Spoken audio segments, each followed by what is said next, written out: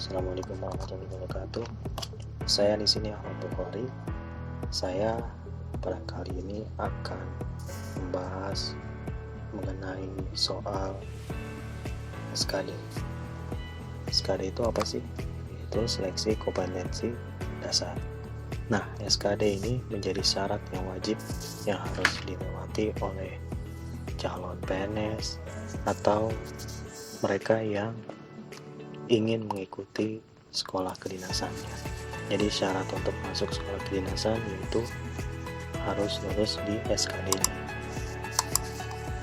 Nah, SKD itu sendiri terdiri atas 3 materi pokok atau 3 tes, 3 soal. Yang pertama ialah TWK, tes wawasan kebangsaan. Yang kedua TIU, tes intelijensia umum. Dan yang ketiga TKP, tes kompetensi pribadi. Nah, pada kesempatan kali ini saya hanya akan membahas tentang TWK-nya saja gitu. Untuk TIU dan TKP-nya lain kali akan kita bahas. Oke, jadi muatan SKD pada tipe soal TWK ialah mencakup 5 hal secara umum. Yang pertama ialah PUEB atau Pedoman Umum Penjelasan Bahasa Indonesia atau seputar bahasa Indonesia lah.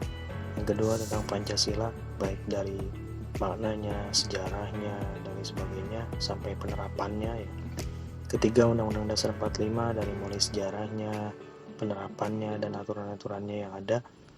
Yang keempat NKRI atau Negara Kesatuan Republik Indonesia. Dan yang kelima ialah Bhinneka Tunggal Ika.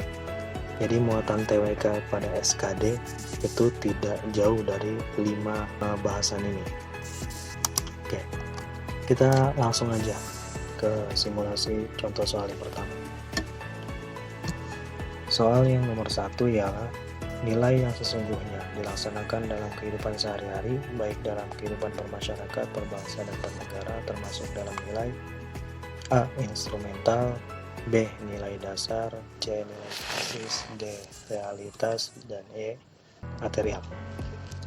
Nah, nilai dalam Pancasila ya, maksudnya Pancasila kan ada 5 silanya, yaitu ketuhanan, yang Maha Esa, kemanusiaan, beradab, persatuan Indonesia, kerakyatan, dipimpin oleh hikmat kebijaksanaan dalam permusyawaratan perwakilan, dan yang kelima keadilan sosial bagi seluruh rakyat Indonesia.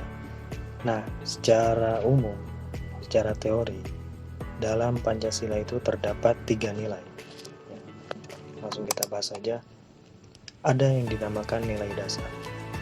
Nah, nilai dasar itu nilai yang mempunyai sifat tetap, tidak berubah, adanya terdapat pada pembukaan UUD 45 pada alinea keempat terutama, yang kemudian daripada itu untuk membentuk suatu pemerintahan Indonesia dan seterusnya.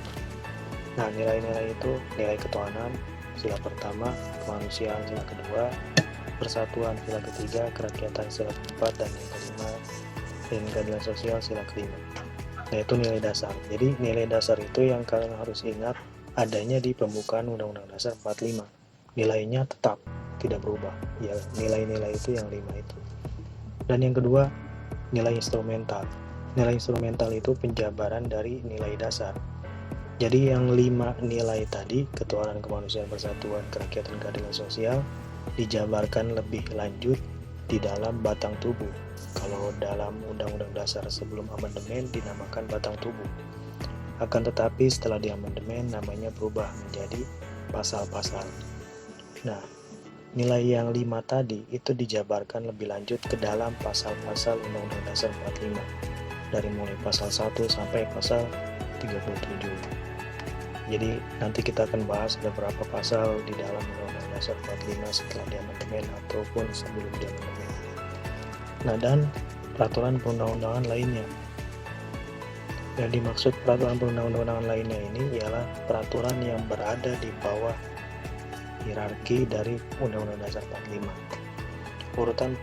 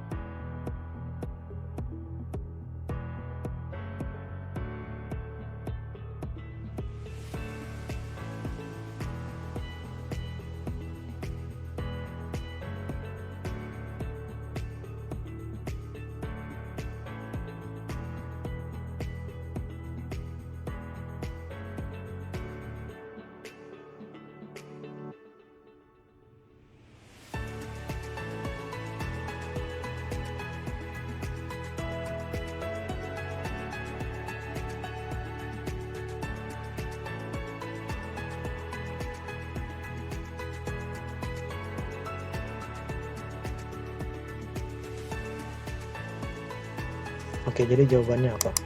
Jawabannya ialah nilai praksis, karena ada kata-kata dilaksanakan dalam kehidupan sehari-hari. Kalau pertanyaannya nilai yang dijabarkan atau nilai yang bersifat tetap, maka jawabannya adalah nilai dasar. Kalau pertanyaannya nilai yang dijabarkan dalam peraturan perundang-undangan, berarti jawabannya nilai instrumental. Oke, kita lanjut ke tipe soal yang sama. Nomor 2, terbitnya Undang-Undang Nomor 23 Tahun 2014 tentang pemerintahan daerah merupakan bentuk penerapan nilai dalam Pancasila. Nah, tadi kan sudah kita bahas, nilai yang dijabarkan atau dirumuskan di dalam peraturan perundang-undangan ialah nilai instrumental. Oke, untuk kali ini itu aja dulu. Semoga kalian bisa memahami dan silakan dibaca-baca atau dipelajari lebih lanjut dalam soal-soal lainnya. Kita jumpa lagi. Terima kasih.